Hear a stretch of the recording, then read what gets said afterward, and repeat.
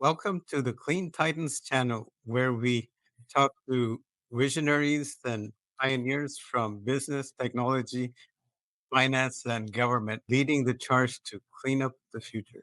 And today, we're pleased to have such a visionary titan of clean technology, Jeff Sharpe of Stracker Solar. Jeff, can you tell us a little about your background? Introduce yourself.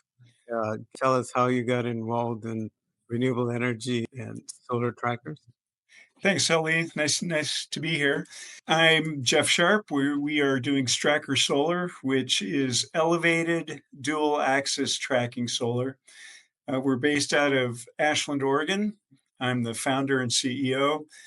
We are committed to bringing energy sovereignty to the tribes and to our country and to the people that we are able to serve. My background started in 1976 with my dad. We were in Bakersfield, California. He started Sharp Energy Solutions, and we built and installed breadbox water heaters on the roofs of San Joaquin homes.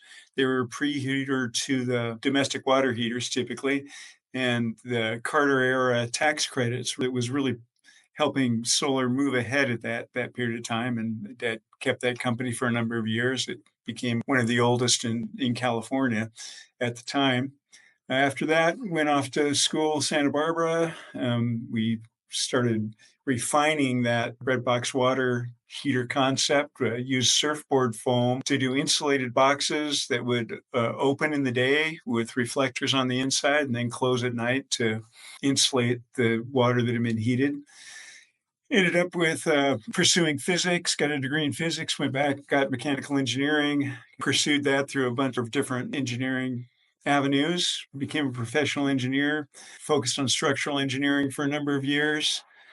10 years in Steamboat Springs, Colorado. Luckily honored to be able to start a few businesses that did well. On to Bitterroot Valley, Montana, where we started Bitterroot Engineering and raised a bunch of children and did a goat dairy. And then have been here now in Ashland, Oregon for over 20 years.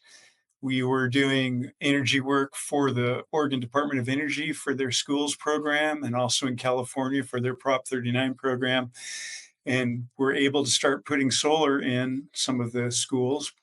And in Northern California, we started using dual axis tracking, started with the All Earth Renewable Tracker. I had been really enamored with the concept and how much more energy you could get out of whatever panel you put on there compared to fixed solar. So we proved to the technology that it was working. It was really producing that much more than fixed.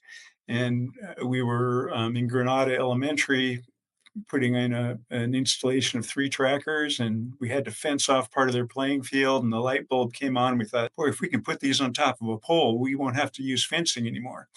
So then the last 7 years has been kind of refining that concept, all steel structures. We did a lot of testing, a lot of engineering, and have come up with a product that is fitting comfortably in the market. We have about 70 of them out now, and they've been since 2016. We have almost flawless operation. We're still learning a lot in terms of control systems and what customers want to see on their phones or on their screens. And we are right now in the early stages of the hockey stick expansion. We had a $2 million raise in convertible notes, and now we're getting ready to dive into our Series A. What sparked your interest in renewable energy and solar technology? Well, being raised in the 70s, it became a little bit of a buzzword, and again, Carter's tax credits really did give some motivation for starting small companies. And my dad was jumped on that bandwagon, and we started seeing what we could do with that. There was always some agricultural elements to that, and I've come to believe that really it's such an abundant resource for us, and it's going to be a great piece of the transition. So I'm just excited to be able to jump back into that. I know there's a huge fusion reactor in space sending us huge amounts of energy all the time, free energy. Yep. And the Earth has been powered by the sun forever. Why not keep it going, right? it has so many aspects of that, and that's why we're here. And being able to do these refinements now to turn that into electrical energy is it's something we're getting better and better at. And that's really what drove me into dual axis tracking was in an industry where 1 or 2% efficiency gains become headline news, this 50 to 70% efficiency is just a real deal game changer. And that's one of the reasons I was ready to give up the other things we were doing and focus on this for this decade. Yeah, that's remarkable. Yeah. What were some of the early challenges you faced in the solar tracker space? Well, we still face some of them. There's a stigma with dual axis tracking back in the 80s when there was a race to the bottom for who could produce electricity at the lowest cost when deserts were being opened up for utility scale farms. That we dual axis tracking was definitely an option and it was competing with single axis and fixed. And unfortunately, it led to cutting a lot of corners trying to get those costs down. And as a result, we had a lot of installations out there that failed or have failed over the years, and it earned a pretty bad reputation for dual access. So really, it's only been the last 5, 10 years that we've been able to have the material strengths, the construction tolerances, the control reliabilities that led us to do something like what we're doing now, putting 16, 17 kilowatt bifacial arrays on top of 22-foot structural steel poles. So that's that. So you mentioned a little bit about how the solar tracker industry has evolved since Oh, you started. What roles do you play at Stracker Solar? I know you're the CEO, but roles and what yeah. does a typical day look like for you? Well, yeah, they now we have a couple great sales engineers that are spending time. We have incoming calls from the website and from other interviews that we've put on from around the world now. So office manager will kind of filter those. A couple of them have a standard pitch that she just gives back a script, but the majority of them, they'll come to one of the sales engineers who will look at the site on Google Earth, see what the possibilities are, do some investigations on property lines and utilities, and then lay out the system, put a rough price on that, and start communicating with the clients that are incoming. Then we also have the shop that is responsible for being able to keep up with any of the promises we make. And of course, there's legal and CFOs and the other things that are normal in the corporate environment. And then there's have been doing the EPC work for the majority of our projects. So we also are partnered subcontract with electricians, PV installers, and people that do the site work. And that's one of the hallmarks of what we're doing is we're doing some work with the tribes up north and with communities back east. And one of the big selling points is we're working to bring economic development to the communities we serve. And the way we do that is by training and using their installers, their electricians. And we also have a partner program for the fabrication shops where we will do the fabrication for 80 or 90% of the stracker, the poles, the rails, the beams in the communities that we are serving. And so we can provide the CAD CAM drawings. We send somebody out for a little site assistance, make sure that things get off to a good foot. And then the last 10% is produced back here at our UL listed shop in Southern Oregon, where each drive core unit, each of the hearts and brains of the tracker, is goes through fabrication testing here, and then will be shipped on site, where it can be mated with the rest of the tracker that's produced in the communities we're serving. So pretty exciting business model for us at this point, and we're some of our installations have just been Southern Oregon, Northern California, but now we're really on the point of branching out. Last week we did, or actually 2 weeks ago, we installed Strackers in Minnesota and learned a new lesson when night before last the temperatures hit minus 30, and a couple things that we're learning each step of the way. It's really been kind of a fun roller solar coaster ride. For a layman, can you just explain what is a solar tracker and how it works? Okay, question. So basically, the dual axis trackers, which is what we're producing, They have an algorithm or a sensor that knows where the sun is every minute of the day. So each day of the year, the sun has a different trajectory across the sky. More southern in our northern hemisphere, more to the south in the winter, lower to the south, and as much as directly overhead during the summer. So, what the dual axis tracker does is every morning it knows right where the sun's coming up. It points the full array directly at that point. And then every few minutes throughout the day, it adjusts its position to stay perpendicular to the sun. So by staying perpendicular to the sun, you maximize how much energy you get out of any solar panel that you put on there. And in terms of a flat solar panel on a roof, you can imagine the sun comes up, there's almost everything's being reflected or refracted. It's not being absorbed. It's only when the sun's right directly over it that you really get that full power that that panel is able to do. For example, a 400-watt panel, when you have the sun right perpendicular to it, you get 400 watts. But during the course of the day, you have a little bit of a bell curve that goes from nothing to good to not as well again. But by staying perpendicular, we get that more power out of whatever panel you're putting there than if you just put that panel flat on the roof. And for fixed installations that are facing south with an optimal tilt, we're getting 50% more energy than those. If that maybe that's a little too complicated. But the way it works is we have a control system that tells the motors to move the actuators to move the way that that array is facing to make sure that it stays perpendicular to the sun during the entire day, from sun up to sundown. And by doing that again, we get the extra energy, and that means less panels are needed for any particular load that you need for the year.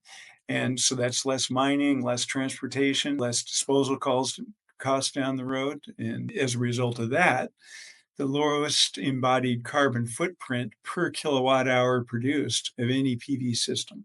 What's the difference between single and dual axis trackers, and what are the advantages and cost differences?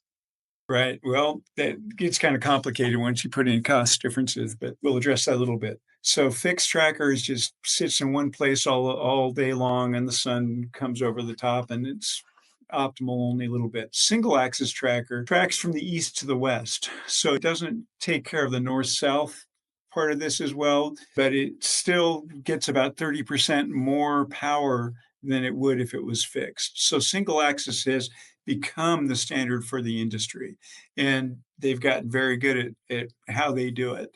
Um, Dual axis adds this other element, the north south as well as the east west. And by doing that, we get another 20% of power out of whatever panels we have, because we're more perpendicular to the sun. The single axis going east west in terms of the north south piece, it's still going to get more of an angle, more refraction. So, In terms of costs, I mean, the single axis tracker on the large utility scale, where you can fence off large areas of ground, they've proven themselves to be the most cost-effective solution, and that's is the most commonly used system right now in the utility scale. Strackers are unique in that with the dual axis, we get another 20% of energy out of those panels, but we also do mhm. some other things. We're set for the distribution grid. We don't need to fence large tracts. They fit perfectly over parking lots. They work over agricultural grounds. Our product, and we're the first one to have this, has a full 14-foot ground clearance at all times, which means that anything that can go on federal highways will fit under us. It includes farm equipment. It includes anything that can go in a parking lot. And so if you give any value to the ground below and the fact you don't need to do fencing, then financially the cost per kilowatt hour certainly is better with the dual axis tracker than anything else. In terms of the bids that we've been doing, the projects we've been doing, we haven't ever gone against single axis because they're really restricted to the utility solar market. But in terms of homes, businesses, parking lots, we have been coming in with the lowest cost per kilowatt hour produced. And I guess that's one more thing I'll make a quick note of. That is traditionally, the industry has looked at the cost per kilowatt, or basically the cost per unit of maximum power that that system can produce. We're really trying to help change the conversation to the cost per kilowatt hour produced. That's what when you put that kilowatt hour instead of the kilowatt, that's what you're primarily paying for on your utility bills. That's the annual savings that can be counted on in terms of simple paybacks.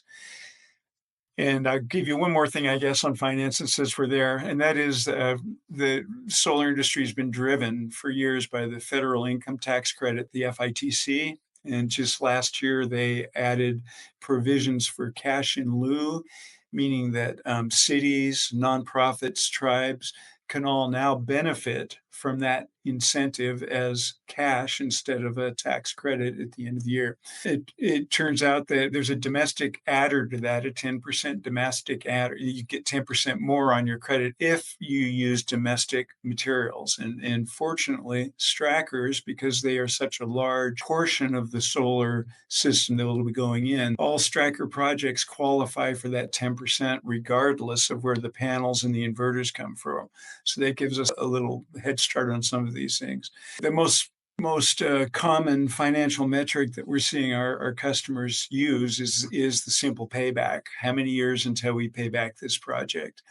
And most of our projects have been here in Oregon, where we have some of the lowest energy rates in the country, 10 cents a kilowatt hour or a little less. And our projects are running at a 5-year payback, which seems to be here.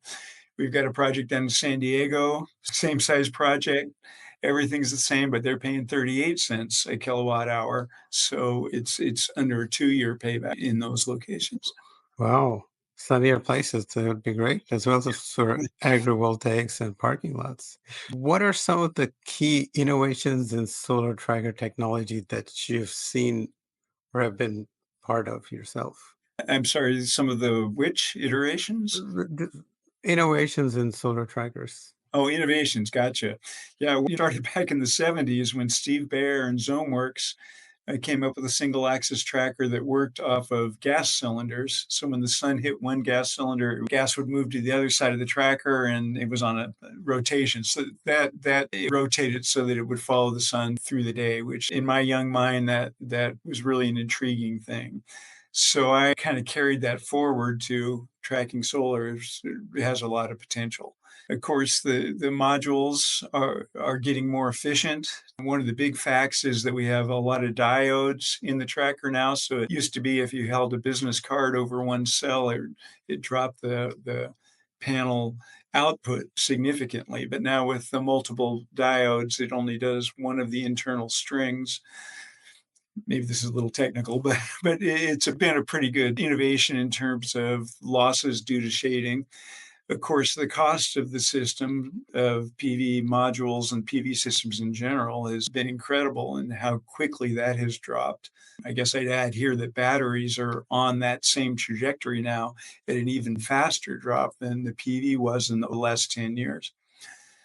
Again, the way that the single axis tracker market, Next Tracker Array, and the others have come in and really refined that market and continue to bring the costs down of the overall installation has been fabulous. And I'd say the next big thing, I'm believing this, is Stracker, that suddenly now we have almost becoming a real estate company and that we can add another layer of revenue generation without eliminating the previous uses of the ground below. Yeah. Great. So, can you just quantify the improvement of solar tracker over fixed solar plants? Well, that would be the increased harvest over the course of a year. And it is dependent on the latitude. At the equator, single axis, there's not a advantage to dual axis over single axis, generally because the sun's always on the same path. But other than that, to compare it, it really gets down to how much energy any given solar panel produces over the course of a year in its location. And here in our Oregon latitude, that's where we get this 50 to 70% more power than a fixed panel would have. More energy over the course of a year, I should have said. It's 50 to 70% more energy over the course of a year with a dual axis tracker than with a fixed array. So, what are some of the critical considerations when designing and installing a solar tracker system, such as site selection, site conditions, weather, maintenance, and geography? Yeah, good question. Well, and that's, I guess I'll add a couple first things to that, and that is geography and site elevations have always been important. And by putting these on top of a pole, we take care of a lot of those. Single axis trackers really don't work on hilly, bumpy sites, but with a single pole structure, we can be over a wide variety. Also, typically with fixed and single axis, you want your slopes going down to the south. So south facing slopes because the sun's more in the south sky. Fortunately, with our pole mounted, that's not an issue anymore because they're all up and they can all get their full south tilt without being shaded by the slope. Site typically for the larger installations, utility installations, it's always needed to be near transmission lines because you had to move this large amounts of power from the solar installation to the city or to the end user. That it means upgrading a lot of transmission lines. It is fraught with danger in terms of environmental hazards, wildfires, activities. So one of the things that we are seeing and will continue to see is a boom in distributed generation, basically putting the solar resources on the distribution grid or very close to the distribution grid. Here in Ashland, Oregon, we're blessed to own our own utility grid and our own electric company. So they've been able to institute some great programs like virtual net metering, where we can put a large installation on a field, put a production meter on. It's going right into the city's distribution grid. It's providing some resilience in that portion of the grid. It's meaning that they won't have to put in bigger wires for other expansions that area, perhaps. And with the virtual net metering program, they will do production monitor how much we've produced and then allocate that to any other electric bill within the city distribution system. So, in terms of okay, so quality of the site, ability to put that in, and it's a plug for Strackers because you can do north facing slopes, you can do hills, you can be over parking lots, small spaces that otherwise wouldn't fit for that. What you're going to be able to tie into is another big thing. And then huge one is the meteorological conditions. So very heavy snows, you need to design your systems, whether it's the rooftop system, whether it's the racking for a single axis system, or whether it's the pole and array for dual axis to be able to handle those heavy loads. Our system handles that by monitoring what's going on, and when we get enough snow on the array, it dumps it off, whether it's day or night. And of course, we get the Nice. full tilt every morning and every night. Also, being in terms of soiling, how much dirt gets on the panels, that can be an issue, and if you're going to how often you need to clean those ground mounted arrays, and in our location need to be cleaned fairly regularly. In our location, we've never had to clean any of our strackers because they're up there 20 plus feet in the air above the rolling dust plumes, number one. Twice a day, they're at full tilt, either so whatever dew or moisture or rain fell on them it washes off. Then the most important one is probably winds. So where we stand apart from the rest of the dual tracker market is we're rated for 120 mile an hour exposure sea winds. And my structural engineering background and the other firms that we've brought in to make sure that we have that really kind of us apart from the crowd. And the way it works is each unit has an anemometer on it, plus large arrays, large fields of these units will have standalone weather stations. When the winds come up to a preset value, right now it's miles an hour, they go from their full tilt to a full stow position where they lock parallel to the ground and they stay there until the winds have subsided. So it's rated for about a category 2 hurricane and tornado. Yeah, we are. Yeah, in all of our installations, we've restricted those to the 120 mile an hour exposure C. A lot of the Gulf and Florida and east on the coast are above that. At this, we do have the ability and can do other models to handle those winds, but at this point, we are not installing in those. We've got plenty of other work to do. Um, Right. The geography is more the middle and northern area, right? Well, yeah, everything on the West Coast works and most of the country works. It's just those areas I mentioned that we and Hawaii, of course, and that one actually we are doing a step up system for a potential project there that'll actually have shorter poles, little different situation. We just finished an agricultural operation up in Sherwood, Oregon that we're doing. There'll be agricultural research being done by Oregon State University. That particular installation is the first one we've done with shorter poles. And one of the neat things about that is that you can push a button and they go to their stow position. So they're only 14-foot poles, but they still have more than 14-foot clearance. And the farm equipment can actually, from the cab coming up to this stracker or this field of strackers, push a button, they all go to stow and it can work under it. Another piece that Oregon State University is doing with this is they are wondering if there may be times where the warmth, the direct sunlight on the product might be worth more than the electricity the tracker is generating. So we have a subroutine where if they want to explore that through their moisture sensors and their temperature sensors, we can have the trackers stay parallel to the sun instead of perpendicular to the sun, so minimize the shade to the ground below. I don't know how much commercial value that will have. That is something they were interested in checking. It can be useful. What are the biggest challenges in designing and deploying solar trackers? Biggest challenges in designing. Well, project-specific utility interconnects are always a big one.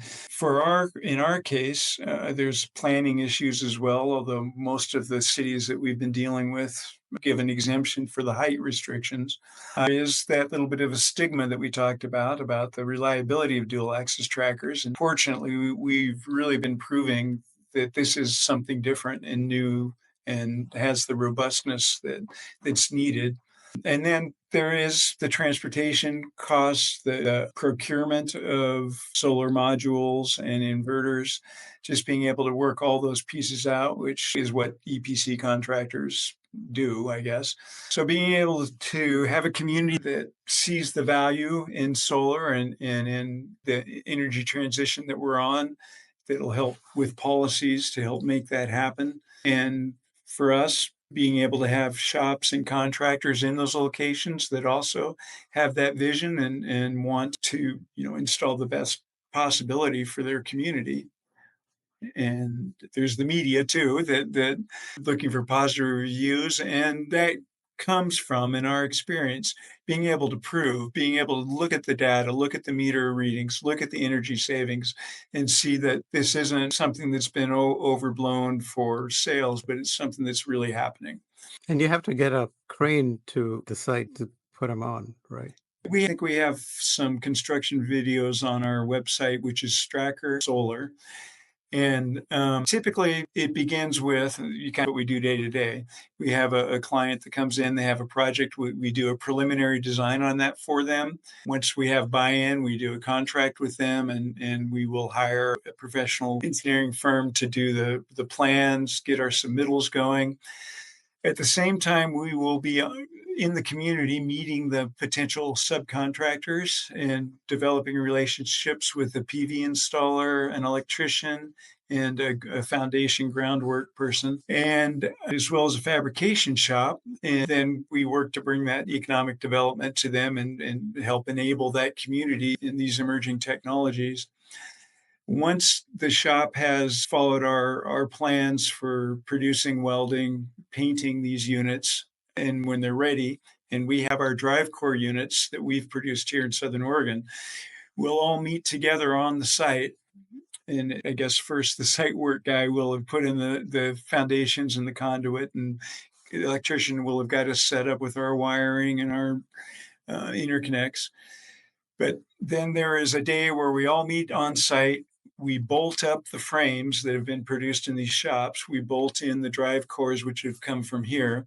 The PV installers install the modules onto the rails, wire it up, test it, make sure it's working. This is all still down 6 foot above the ground. And then the crane comes in. You have a lifting hook that he clips into and lifts the fully operational array. At least it's been tested, commissioned, to the top of the pole, where we bolt it to the top of the pole, hook up all the wiring through disconnects that are pole top disconnects, and run it back. And then it's just a standard PV system in terms of getting it through the inverter and onto the grid. How do you address some challenges with durability maintenance, especially in harsh environments like windy and high snowstorm areas? Yeah, that's great. Well, as I said, wind is number one. Whenever the wind comes up, we go to our flat locked position. That's where we have all of our ratings. And we typically will put a UPS on that to make sure that even if the power goes down, we can do that. And then in terms of durability, it comes into good, robust structural engineering design. We're an all steel structure from the top to the bottom. So we are also a giant grounding rod. We've never had anything hit by lightning yet. And the just everything being, like I say, we use domestic steel for everything from the top to the bottom. It is load continuity. We have subroutines for hail. If we see a hail storm coming, we go to full tilt. And in doing that, we reduce our hail damage to less than 1% by another European study that did that. Snow dumping twice a day, plus if we need it at night in the stow position to make sure that it doesn't build up to more than what we're handling.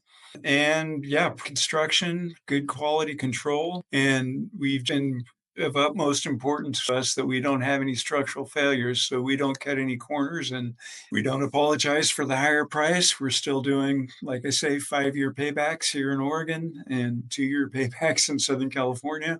So we aren't cutting any corners and won't cut any corners.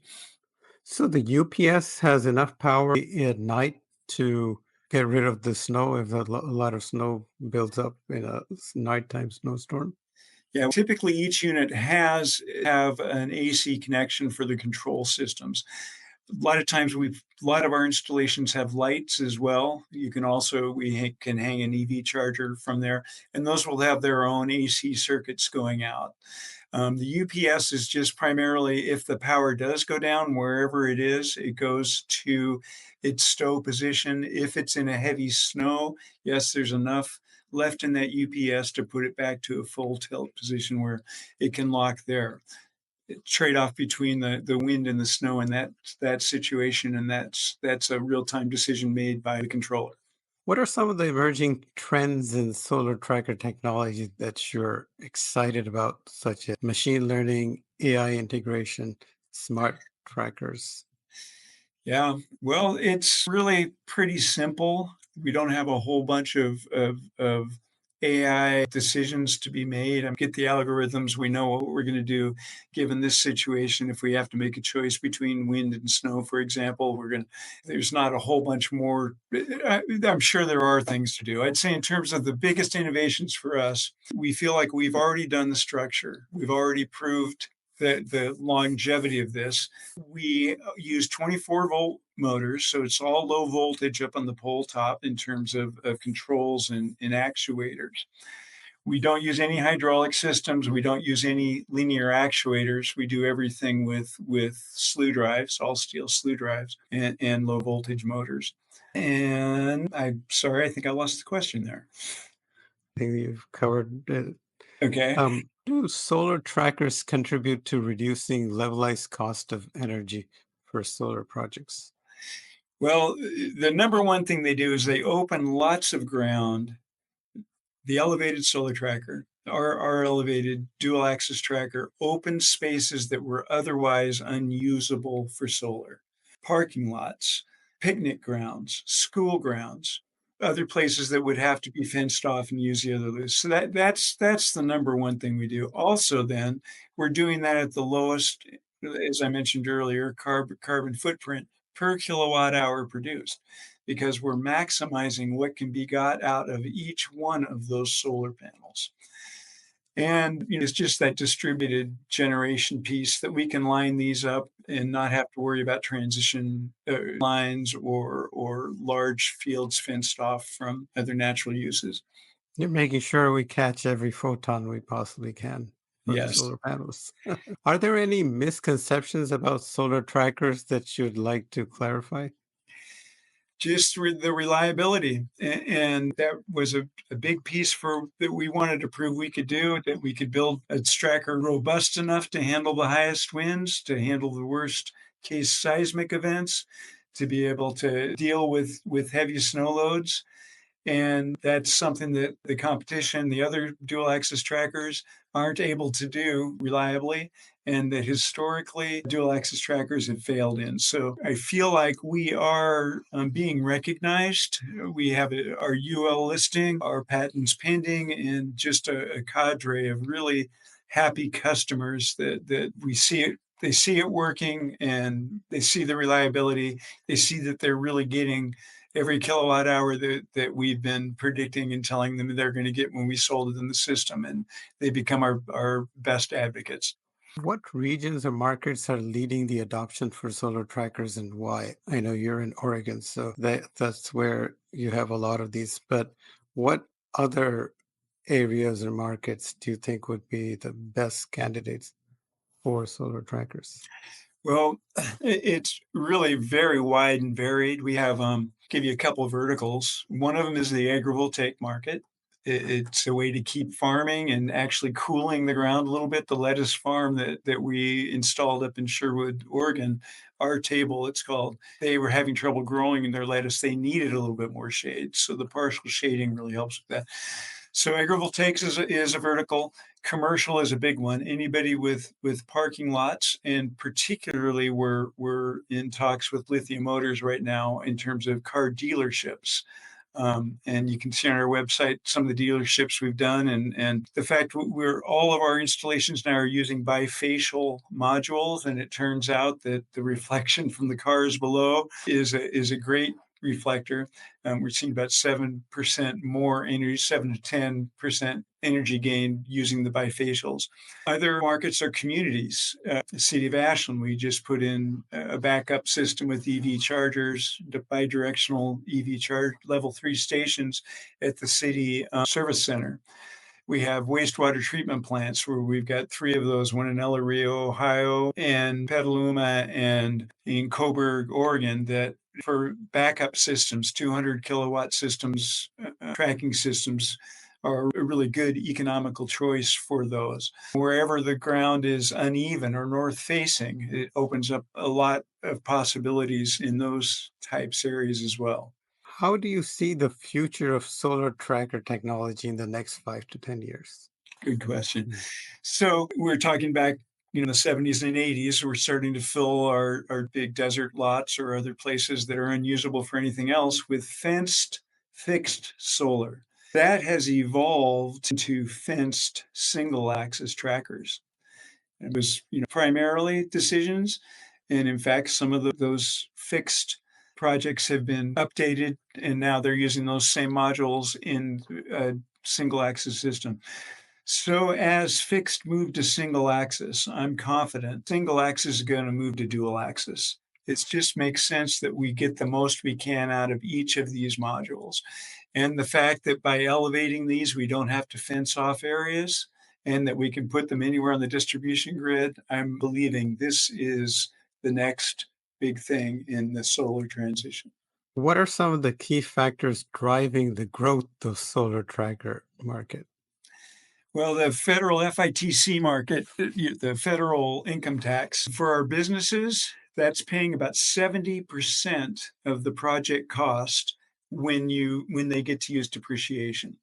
And that's actually specific for Jackson County right now because 30% baseline FITC tax credit, add 10% domestic credit for doing a Stracker project. In our particular case, we're a clean energy community, so we get another 10%. So most of our projects are getting a 50% FITC plus depreciation, and with between the state and federal depreciation, we're at 70%. That's before any other state incentives. So that's been a really big driver for us. At the same time, we have firms in the UAE and in Switzerland that we intend to be partnering with. And they're seeing the value without those incentives for all the other reasons we've talked about, that how easily we can institute these, how we can bring community development and economic development to the areas we serve, and just the cleanliness with which we can do it without fencing and squeezing the most we can out of every solar panel.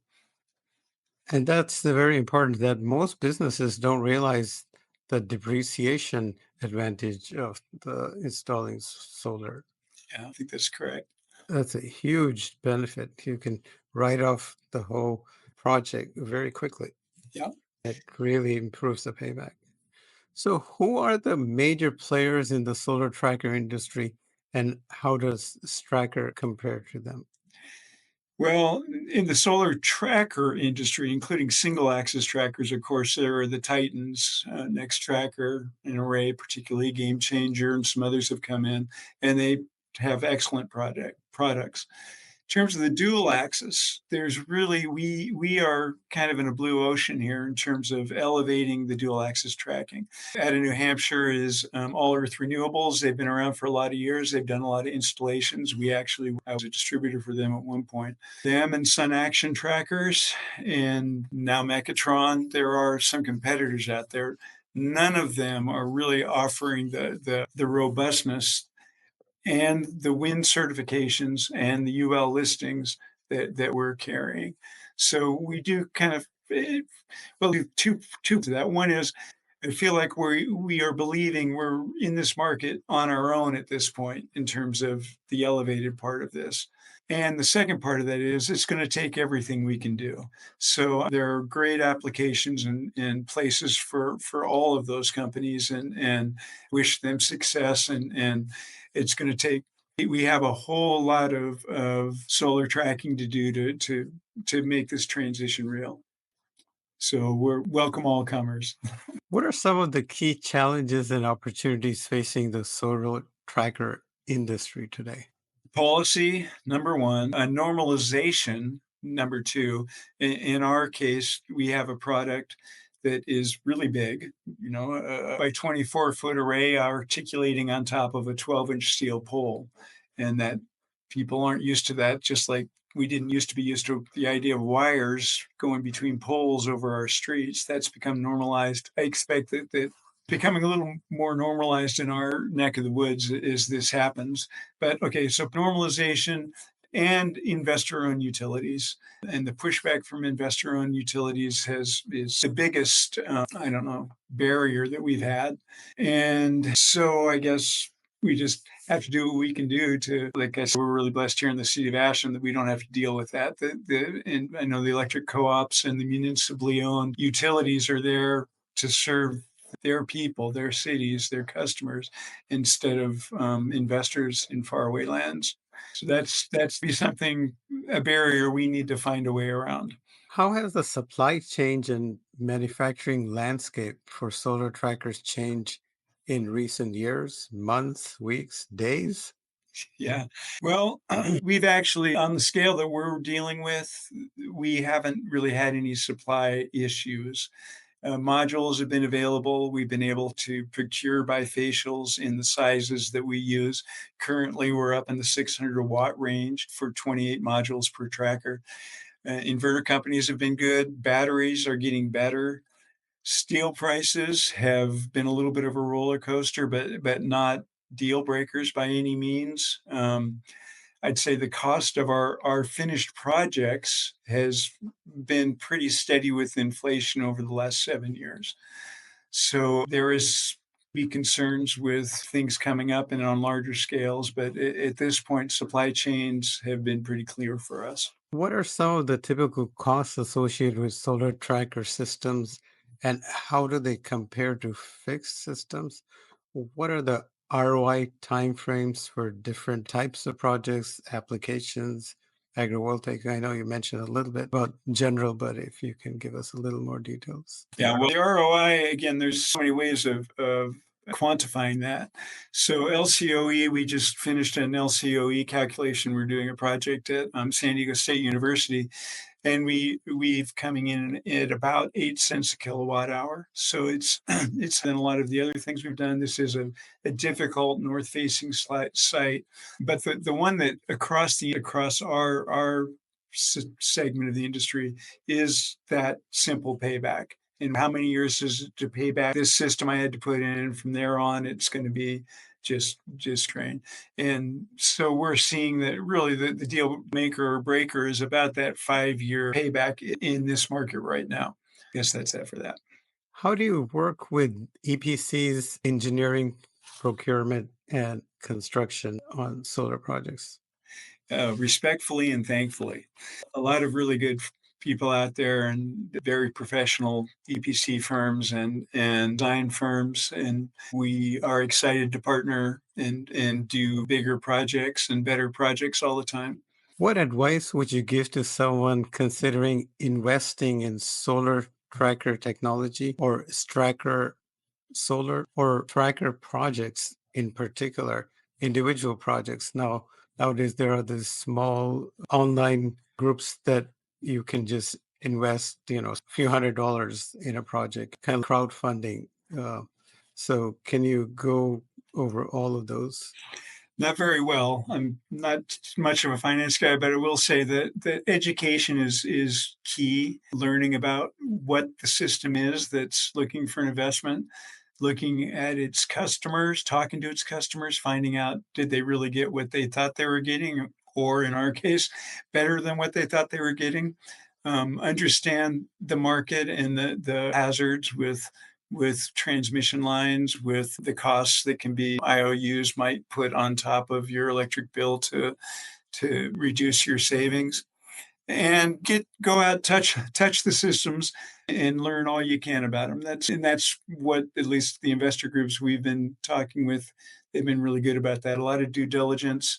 And they have to say one of the most moving things has been the customers, people that with our product that have been involved, just how happy they are for what they got.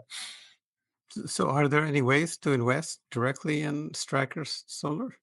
Yeah, we actually are heading into our Series A now, and anybody that's interested in doing that, we actually have a link through our website, again, stracker.solar, and you can learn a little bit more about the company, our history, and get in touch with me or one of our other associates here, and we'd be happy to explain where we are financing wise and where we're heading. But you can't invest in specific projects for Well, outsiders. actually, great question. Actually, I didn't take it that way, but I absolutely that particularly like in Ashland, we're like I said, really in a good position where they have a virtual net metering program where you could build a project and it'll become a revenue source for you because that can be distributed to others in the community that pay you. In our case, that are willing to pay a premium, 20% more than what they can get it from the utility for just to be part of this transition. So yeah, in our case, we're always looking for people that want to partner with property if they have a place to put that energy. And sometimes in some of these bigger projects, particularly if there's an agricultural element to it, there's money to be made for investors in specific projects. And actually, we have the Oregon Clean Power Co-op here in Oregon that is almost an investor co-op that brings people together to help fund nonprofit and municipal projects. How do solar trackers contribute to a more sustainable energy future? Oh, just by being robust, reliable, and again, squeezing the most energy out of the PV panels that have to be mined, built, transported, and disposed of. That it's the cleanest PV source of energy production available. What is the life cycle environmental impact of solar tracker systems from manufacturing to decommissioning? Yeah, well, that varies a lot, and I don't know that anybody besides us offers any structural warranties of 30 years, but that is our structural warranty on ours. Our arrays and control systems are typically 10-year, but we offer extension programs for those. One thing I haven't mentioned yet is the operation and maintenance of our tracking system. It's only an annual maintenance. There are 8 Zerk points that need to be lubed, 4 for each of the 2 slew drives. And beyond that, it's just visual inspection and checking your production records, making sure that everything's going as can. If it's not tracking, you'll see that, and that's on us to get it going again.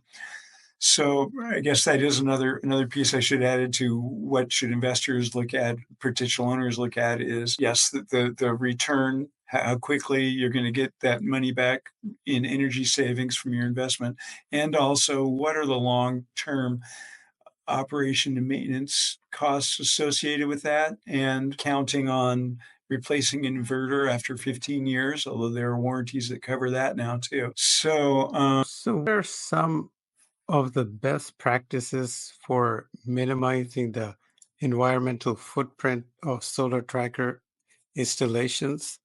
What is needed at the site location? well, efficient, knowledgeable teams, of course, good planning, an excellent product, and capable installation teams. How do you see solar tracker playing a role in achieving global climate goals? Again, being the most efficient way to collect PV energy, and the fact that the systems this are getting better, everything from controls and decision making to material strengths, and it just puts us out ahead in this particular market. It puts the dual axis tracking out as a first choice, and I believe that if we can do the same thing with half as many PV modules and without needing off to fence off areas, being able to collect solar power instead of heating asphalt and cars, it just, to me, it makes sense. Yeah, We, you the ground temperature as well as 50 to 70% more power per panel. That's a great reduction in total amount of resources needed for the I same guess amount of power. other little piece I'd add here is that we always enjoy giving Stracker tours out here in Southern Oregon. So invite you to come and your listeners to come get a Stracker tour in Ashland, Oregon. Absolutely. That would be great. What are some common misconceptions about solar trackers that you'd like to address? Oh, just those early ones we were talking about, that the history of cutting corners back in the 70s and 80s, and the unreliability of trackers from that era, that we've overcome those. I mean, we strengths, construction tolerances, smart structural designs, innovative actuating systems. We have come a long way, and it's ready for prime time. What are some of the most frequently asked questions you receive about solar trackers? The ones that you asked today. What's it gonna cost me? How reliable is it gonna be? And what hoops am I gonna have to jump through to have my city or my county let me put these at my house, over my field, over my business parking lots? And all those answers have good, realistic answers that I think drive customers towards us. What resources are available for people who want to learn more about solar trackers technology? Yeah, we'll have some resources listed on our website. I would guess so. Stracker.solar is a great place to start. Also, NREL, the National Renewable Energy Laboratory, is a source of great data about the industry in general. Dual axis tracking is one of the lesser of their information resources, but it's growing. And we're on the internet, you can learn so much. Just be careful of your sources, of course. Where can people go to connect with you or your company? We'll include the link to your company in the description. But I know you go to conferences and other events, so if you can give us an overview Yeah, of but all we the will be. places where people can connect with you and your company. Gotcha. Well, an easy way in San Diego at the Intersolar conference coming up February 25th through 27th, I believe. We will have a small booth there. And then future events will be on our website. And you can get hold of me directly through the website, contact at stracker.solar. Do you have any exciting projects or developments on the horizon that you can share with us? We have such a wide variety of fun, exciting projects in the pipeline from wastewater treatment plants to actually large mining facilities in Australia to the Warm Springs tribe in Northern Oregon, casino parking lots, and community solar projects here down in our neck of the woods. Exciting time. What's the most rewarding part of working in the solar energy industry? Oh, the happy customers and for me at this stage of life, realizing that we really are have brought a product here that is gonna have a really big impact and is really gonna help what we need to do for the future generations to give back all that we've gotten in this era. What advice would you give to someone looking to start a career in renewable energy or solar technology? Pull out all stops, no fear, move forward, learn all you can learn, work hard, and keep smiling. What about putting solar trackers on street poles or along highways where you have a light pole? If you just make those poles bigger and just put solar trackers all over roads and highways. Yeah, it's certainly sense to be able if you can line them out. We do about a 70-foot on center space in between the poles. So it does make sense to be able to run a long conduit lengths and as long as you have an interconnect somewhere someplace with that electricity. But this is another one of the exciting things with the Oregon Department of Transportation, ODOT. We've been talking they are working to get a charger facilities along the I-5 corridor. And the suggestion was floated that we put a Stracker at each charger, each charge station. So first of all, you'd know from the road that there's a charge station there. Secondly, the Stracker at night serves, it has the lights to light up the station. And thirdly, we're giving some contribution to what's needed to keep those charged. Yeah, if you had a big battery bank and you have enough trackers, then they can just charge up those battery banks and it might not even have to be connected to the grid. It can be standalone Uh, or in densely populated an apartment. If you put trackers on top of and then batteries and charging stations so people parking along the street can just plug in. in the power produced by the Strackers, you know, if we 16 kilowatt Strackers, when you're looking at 120, 150 kilowatts that the electric cars are taking, it's we do need something to help with that, either a field of Strackers or utility tie, and batteries certainly can help offset the demands for those as we go. Well, thank you so much, Jeff, for your valuable insights. Thank Uh, you. Thank you. It's an honor to be here. And thanks for the good work you guys are doing. Keep Thank you. Please subscribe, like, share, comment, hit the bell icon to get all our exclusive interviews. You can also ask questions in the comments, and we'll be sure to get you answers. thanks again.